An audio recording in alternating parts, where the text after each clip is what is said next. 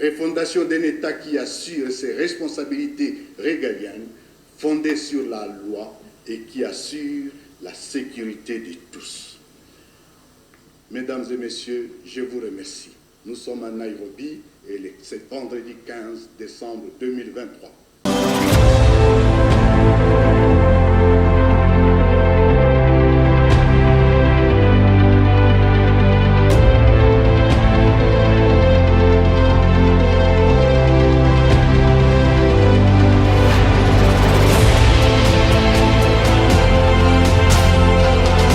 Turakomeje gukurikira Bwiza TV, inshuti bakunzi bacu, reka twongere tubasuze kandi tubahe ikaze kuba mukomeje gukurikira ibiganiro n'amakuru atandukanye YouTube channel ikomeza kugenda ibagezaho. Muri aka kanya rero amakuru akomeje kuvugwa ni inkuru igaruka kwishingwa ry'umutwe wiyunze na M23, akaba ari umutwe wahawe izina rishya, akaba ari umutwe uvuga ko uje kurwanya ubutegetsi bwa Perezida Felix Antoine Tshisekedi, akaba ari Perezida wa Repubulika Iharanira Demokarasi ya Kongo.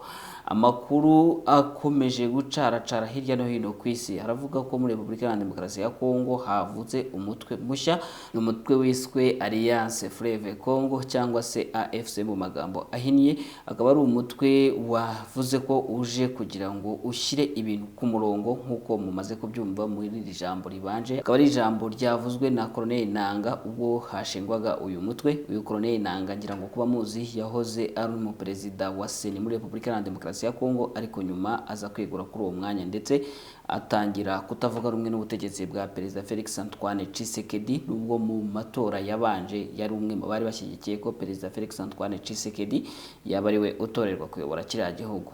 Iyo budashidikanywaho uyu Colonel Nanga yihuje na M23 kuko mu biganiro byabereye i Nairobi, akaba ari ikiganiro bagiranye n'itangazamakuru. Uyu Colonel Nanga yari ari kumwe na Perezida wa M23 mu bya politike, akaba ari Bertrand Bisimwa, aho byatangajwe ko bashyize hamwe amaboko kugira ngo hashingwe uyu mutwe. Igikorwa cyo gushinga uyu mutwe kikaba cyabereye i Nairobi mu gihugu cya Kenya, kikaba cyitabiriwe n'abarimo uyu Colonel Nanga ndetse n'abandi banenga ubutegetsi bwa Perezida Felix Antoine Tshisekedi, ndetse hakaba harimo na Bertrand Bisimwa, uyu nguyu akaba akuriye ishami rya politike ry'umutwe wa M23. AFC muri rusange ikaba izabigizwe n'amashyaka agera kuri 17 yose atavuga rumwe n'ubutegetsi bwa Repubulika Iharanira Demokarasi ya Kongo, ndetse hamwe n'imitwe yitwaje intwaro itandukanye ikorera mu burasirazuba bwa kiriya gihugu. Muri iyo mitwe hakazaba harimo uyu wa M23, hakabamo Pareko, hakabamo uwitwa Kaihanda, hakazamo FDPC, hakazamo Twirwaneho, hakazamo MA64, hakazamo FRPA, hakazamo chini ya Kirima ndetse na Zaire n'indi mitwe myinshi itandukanye. Ubu rero tuvugana hakaba hakomeje ibikorwa birimo ikiganiro n'abanyamakuru kibanziriza nyine ishingwa ry'uyu mutwe, bikaba nyine kiri kubera aho muri Nairobi muri Kenya. Bimwe mu byagarutsweho n'uyu Colonel Nanga ubwo yatangazaga ko uyu mutwe ushinzwe harimo n'ibingibi. L'instabilité consécutive à la faiblesse, sinon à l'absence de l'État, dure depuis plus de 3 décennies sans aucune solution durable.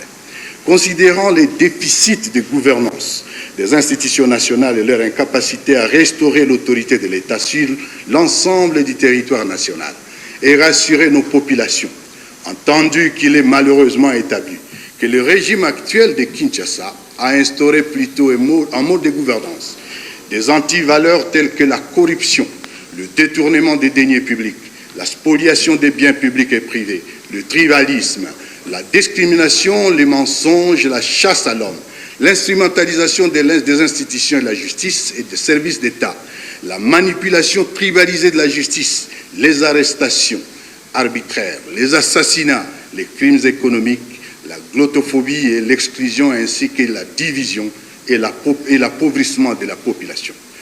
Vu que le régime de Kinshasa a fait le choix délibéré de sous-traiter la sécurité nationale en utilisant la guerre comme fonds de commerce, sacrifiant les forces armées de la République démocratique du Congo au profit des mercenaires étrangers et des forces négatives qui écument l'est du pays, y sèmant mort et désolation. Étant donné que le gouvernement de la RDC viole délibérément la Constitution, les lois de la République et tous les traités internationaux conclus par notre pays, étant tous témoins de la confiscation du processus électoral en cours par le même régime à tous les niveaux et sa décision d'opérer un coup d'État électoral, nous basant sur l'article 64 de la Constitution de la République démocratique du Congo, lançons ce jour un appel à l'union de toutes les forces politiques, sociales et militaires de la République démocratique du Congo. Décidons d'œuvrer ensemble pour la mise en place d'une dynamique structurée pour la refondation de l'État et la résolution des causes profondes des conflits récurrents pour le retour de la paix définitive en République démocratique du Congo. Notre plateforme est dénommée Alliance Fleuve Congo, AFC en sigle. Notre appel s'adresse précisément aux groupes et sensibilités ci-après. Les partis politiques, les plateformes de la société civile, les forces de résistance et d'autodéfense populaire, les forces armées de la République démocratique du Congo, FARDC, les leaders communautaires et de la diaspora. Tous les patriotes partageant cette urgence de changement sont invités à nous rejoindre sans délai pour sauver notre pays et y instaurer une gouvernance cohésive dans l'unité et la paix. La refondation d'un État qui assure ses responsabilités régaliennes, fondées sur la loi et qui assure la sécurité de tous. Nandi magambo menshi atandukanye n'umugabo yarari kugarukaho rero akaba ari kuvuga icyo bahereyeho bashinga uyu mutwe, akaba yavuze ko ari kubera ibibazo bitandukanye bikomeje kwigaragaza mu burasirazuba bwa Repubulika Iharanira Demokarasi ya Kongo. Ari ibibazo birimo intambara, ari ibibazo birimo kuba igihugu gifite ubukene, ari ibibazo bigaragaramo umutekano mukeya. Akavuga ko ibibazo byose bibarizwa mu burasirazuba bwa Repubulika Iharanira Demokarasi ya Kongo ndetse no mu gihugu cya Kongo muri rusange, haniyongereyeho uburyarya n'ubujura bukomeje kugaragara mu matora. Ibyo yita ko ngo hagamijwe no kuba ano matora yazibwa, ngo bahisemo gushinga uyu mutwe, akaba ari umutwe wiswe nyine Alliance Fleuve Congo, mu rwego rwo kugira ngo basubize agaciro n'umutekano igihugu cya Repubulika Iharanira Demokarasi ya Kongo. Mu kwemeza ishingwa ry'uyu mutwe abarimo Bertrand Bisimwa, akaba ari umuyobozi wa M23 mu bya politike, yagiye kuri Twitter yiwe yandika agira ati murakoze kuba mukomeje gukurikira ino link ibageza kwishingwa y'uyu mutwe udasanzwe cyangwa se uyu mutwe w'ingenzi. Ibi kandi byanashimangiwe na Lawrence Kanyuka, uyu nguyu we ni umuvugizi wa M23 mu bijyanye na politike. Nawe akaba yemeje ko uyu mutwe washinzwe ndetse anashimangira yuko mu bitabiriye ishingwa ryawo harimo Bertrand Bisimwa, akaba ari perezida wiwe nyine cyangwa se perezida wa M23, akabamo Colonel Nanga ndetse n'indi mitwe itandukanye ya politike. Rikaba rero bivugwa ko ari imitwe igera kuri 17 irimo niyitwaza intwaro yahise yiyunga kuri uyu mutwe udasanzwe wa Alliance Fleuve Congo. Muraza gukomeza kubana na Bwiza TV mu biganiro bitandukanye. Rero iyi nkuru tukaza kuyinyuramo mu buryo burambuye ndetse tukaza kuyifashisha abasesenguzi bakaza kutubwira by'umwihariko icyo babona muri rishingwa ry'uyu mutwe wa Alliance Fleuve Congo. Akaba ari umutwe uri hamwe nyine n'umutwe wa M23 usanzwe wo uri mu ntambara muri Repubulika Iharanira Demokarasi ya Kongo, aho mu ntambara uyu mutwe wa M23 urwanamo n'iki gihugu cya Repubulika Iharanira Demokarasi ya Kongo. Kuri ubu ngubu hategetswe ko habaho agahenge k'ibyumweru 2, bikaba byavuye ku minsi 3 yari yarategetswe na Leta Zunze Ubumwe za Amerika, akaba ari nazo nyine zategetse ko byagera ku byumweru 2 mu rwego rwo kugira ngo habeho amahoro arambye muri kiriya gihugu. By'umwihariko hakaba hategerezwe ko bishoboka ko hashobora kubaho ibiganiro, cyane ko nk'ubu ngubu mu gihugu cya Uganda i Kampala abakuru b'ibihugu by'umuryango wa Afurika y'Uburasirazuba bateranye mu nama nabwo yabaye mu buryo butunguranye. Akaba ari inama bitekerezwa ko iza kwigirwamo ibijyanye n'iki kibazo cya Repubulika Iharanira Demokarasi ya Kongo, cyane ko icyo gihugu nacyo ari ikinyamuryango wa Afurika y'Uburasirazuba.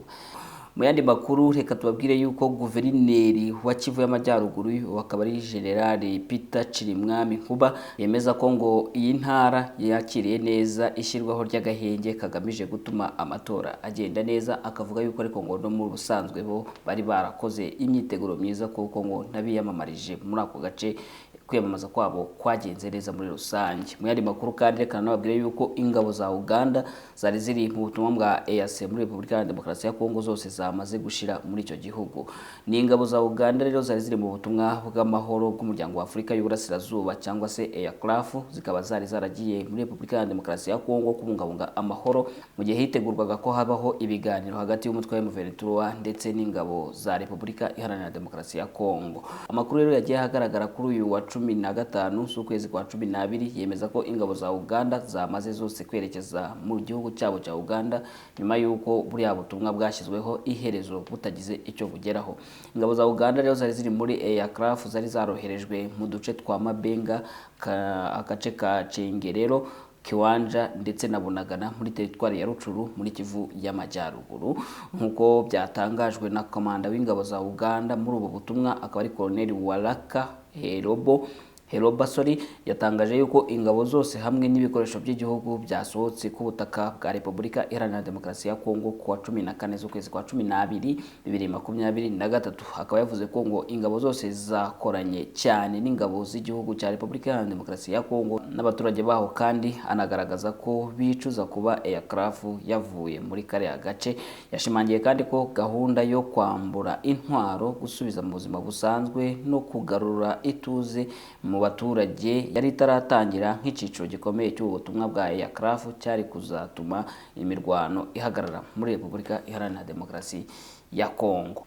Hano mu Rwanda inkuru ikomeje kuvugwa ariko mu rwego rw'imikino, reka mbabwire yuko kuri ubu ngubu ishyirahamwe ry'umukino w'umupira w'amaguru ku isi FIFA ryashyize Akimana Juliet mu basifuzi mpuzamahanga ndetse na Mukansanga Salima yongerwa mu basifuzi bakoresha ikoranabuhanga rya VAR. Ni ibisanzwe ko mu mpera za buri mwaka ishyirahamwe rishyira ahagaragara urutonde rw'abasifuzi mpuzamahanga cyangwa se abasifuzi ryemera. Muri rusange rero kuri ubu ngubu uru rutonde ruriho abasifuzi bagera kuri 17 b'Abanyarwanda, hakaba harimo abagera kuri batandatu b'abagore, hakazamo ndetse n'abandi 11 b'abagabo. Muri abo ngabo batandatu b'abagore hakaba harimo Akimana Juliet usanzwe ari umusifuzi wo ku ruhande, akaba yarugiyeho asimbura nyina wa Bari Specials wasezeye.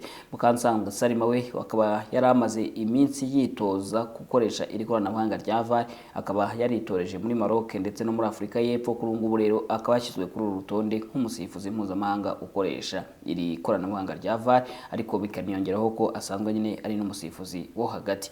Abagabo bariho kuri uru rutonde n'abagabo bagera kuri 11, bose bakaba bari barusanzweho, barimo nka Wikunda Samuel, Ishimwe Jean Claude uzwi nka Cyucyuri, hakazamo Rurisa Pierre, hakazamo Twagirumukiza Abdul Karim, Ruzindana Nsoro nk'abasifuzi bo hagati mu kibuga, ndetse hakabamo na Mutuyimana Dieudonné, Karangwa Justin, Ishimwe Didier, Mugabo Eric, Ndayisaba Saidi Kamisi ndetse na Bwiriza Raymond Nonati nk'abasifuzi bo ku ruhande cyangwa se ab'igitambaro.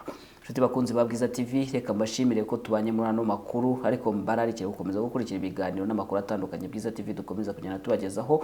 Ibyo ngibyo bikaba bibashobokera kubera ko muza gukora subscribe, mugakanda ndetse no kuri like, ndetse mukanangeraho gukora share kugira ngo ibiganiro n'amakuru bya Bwiza TV bigere ku bantu benshi bakurikira YouTube. Ndabashimiye, mukomeze kugira ibihe byiza. Ngendisha Drake Niyonsenga.